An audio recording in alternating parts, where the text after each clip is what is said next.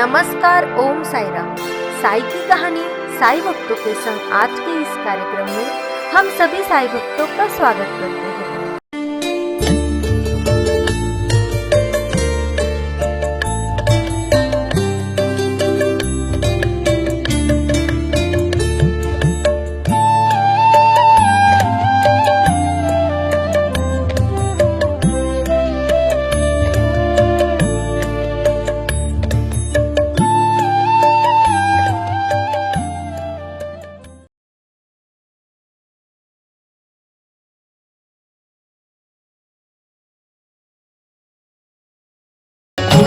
हो नाम जानी मनी तुझी मूर्ती देवापती तुझी मूर्ती करो कीर्तन सेवा देवा सदैव या हाती प्रतिवर्षाची वारी रामा पंढरीची हो देवा पंढरीची हो तुझ्या समचरणांचा प्रेमा वाढत की जावो साधू संतांची ती हो सदैव मजवेती देवा सदैव मजवेती दासगण म्हणे वस्ती राहो गोदेच्या काठी कुंडली कवरदा हरि विठ्ठल सद्गुरु ज्ञानेश्वर तुकाराम महाराज की जय।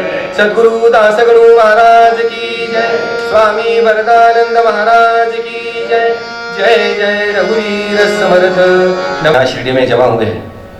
एक्चुअली ये जैसा मलिक जी ने बताया कि दासगणु महाराज जी की परंपरा में जो कीर्तन हम लोग सुनते हैं, ये करने का उद्देश्य ये है कि जो कीर्तन श्री दासगणु महाराज जी करते थे वो उस तरह से नहीं तो कम से कम एक आइडिया सबको हो जाए कि कीर्तन क्या होता है, कैसा होता है। जो खुद साईं बाबा जी के सामने श्री दासगणु महाराज जी करते थे, उतना पर्पस यहाँ पे पूरा होगा, ऐसा आशीर्वाद बाबा से मांगते हैं।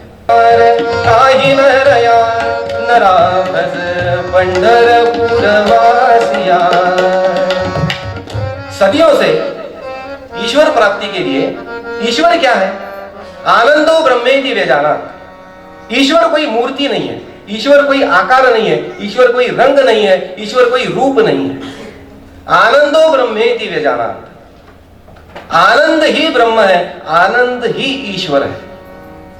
सिर्फ आनंद कहते हुए आनंद और सुख के बीच का अंतर हमें अच्छी तरह से मालूम होना चाहिए।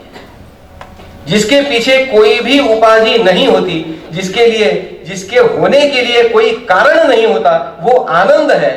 और कारण के सिवा जो कभी नहीं मिलता वो सुख है। ये बहुत बड़ा भेद आनंद और सुख में है। तो आनंदो ब्रह्मेति व्यजानात्, हमारा मूल स्वरूप आनंद स्वरूप है। इसलिए देखिए, केमिकली भी हर एक कंपाउंड, हर एक एलिमेंट अपना मूल स्वरूप प्राप्त करने के लिए झगड़ता है। नदी सागर की तरफ बिना रुके बहती है। क्यों बहती है, कभी हमने सोचा है? नदी पैदा कैसे होती है? बारिश के पानी से। बारिश का पानी कहां से आता है? जब सागर का पानी इवोपरेट होके बादल बनते हैं तो बारिश होती है, उसका पानी नदी में जाता है। जिससे पता है कि मेरा मूल स्वरूप सागर है, उसमें मिलने तक वो पानी शांत नहीं है।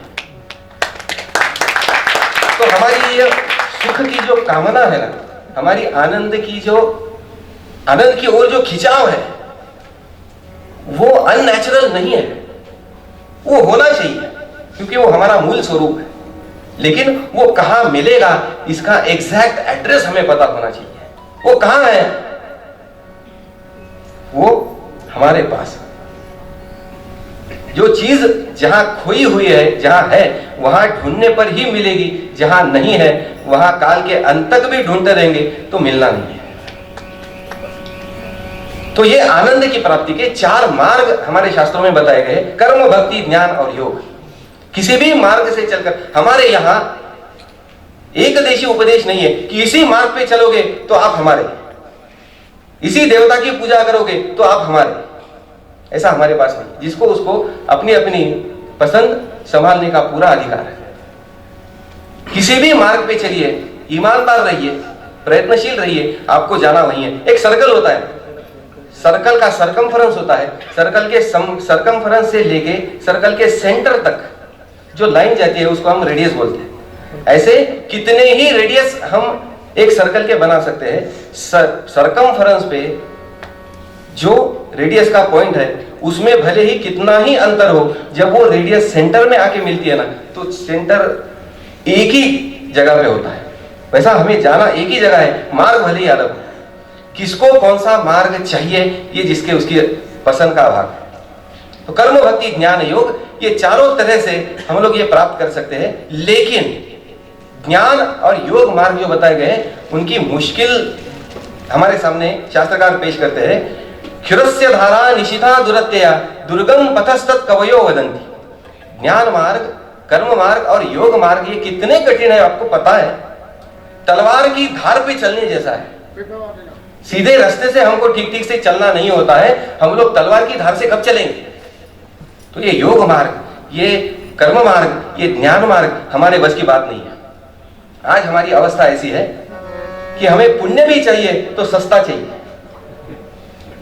हमें यात्रा भी चाहिए तो पिकनिक का मजा चाहिए, हमें दवाई भी चाहिए तो शुगर कोटेड चाहिए।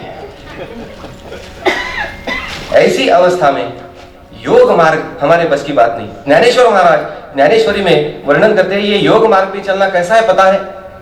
पति के बिना सती जाने जैसा है। पग घुंघरू बांध मीरा नाची रे, पग घुंघरू बांध मीरा नाची रे, नाची रे मीरा नाची रे, नाची रे मीरा नाची रे, पग घुंघरू बांध मीरा नाची रे, पग घुंघरू बांध मीरा।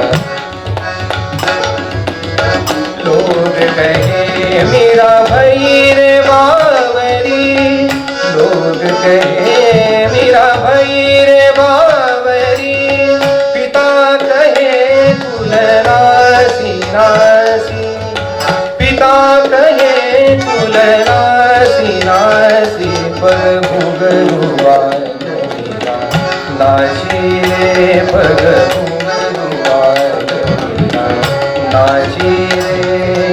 नजर काढी तांबुला लक्षिये, प्रमुदित मन झाले घेविडानंद सूनु, प्रकट तिज बुढारा जागला ज्ञान भानु, गोपाल कृष्ण भगवान की जय।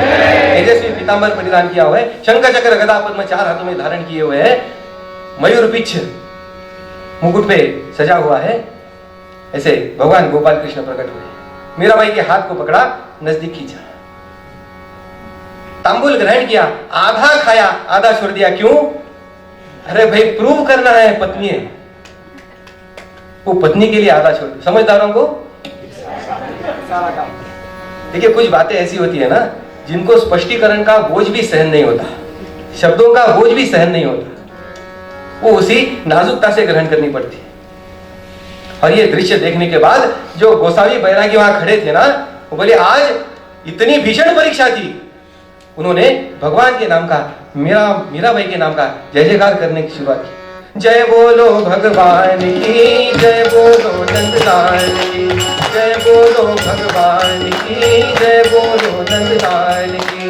वक्त आया था बहुत बुरा ये मिट्टी से मिल जाने का, तब ठाकुर जी प्रकट भई ने इज्जत राखी अम्मा की। जय बोलो भगवान की, जय बोलो, जय गोपाला जय जगपाला, जय नंदलाला जय हो जय। भक्त परेशा जय अविनाशा, छान करी पय पानी की। जय बोलो भगवान की, जय बोलो नंदलाल की, जय बोलो भगवान की, जय बोलो नंदलाल की। और वो दृश्य देखने के बाद राजा रतन सिंह भी हैरान है, बोले बेटा जो अधिकार तूने आज प्राप्त किया है ना, वो प्राप्त करने के लिए जटी तपियों को भी बहुनाम जन्मनाम अंते ज्ञानवान माम प्रपद्यते।